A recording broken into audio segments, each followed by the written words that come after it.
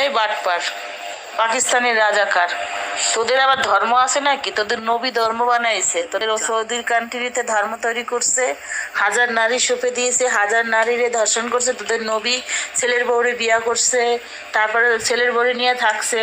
তারপর তো কত নারী যে তার সাথে সংঘর্ষ, বৈধ বই হয়েছে 24টা, অবৈধ বই যে অভাব নেই তার। তোরা তার শিক্ষা তো, তাই তোদের কথাবার্তা এরকম। জানোয়ারের বাচ্চা, সনাতন ধর্ম তোরা মুখ দিয়ে বললে কি হবে? তোদের ধর্ম একদিন পৃথিবী মুক্ত হবে, দেখতে পারবি। তোদের মদিনায় পেচ্ছাপ করবে, কাবাঘরে ভূমিকম্প হবে, এটা তোদের মুসলিম ধর্মের হুজুররাই বলছে। আর তোদের বাটপার জাতি এত খারাপ, যারা মাদ্রাসায় বাচ্চাদের বলৎকার করে, যারা মাদ্রাসায় মেয়েদের ইজ্জত হরণ করে, তা তোদের মতো ধর্ম, খারাপ ধর্ম পৃথিবীতে আছে?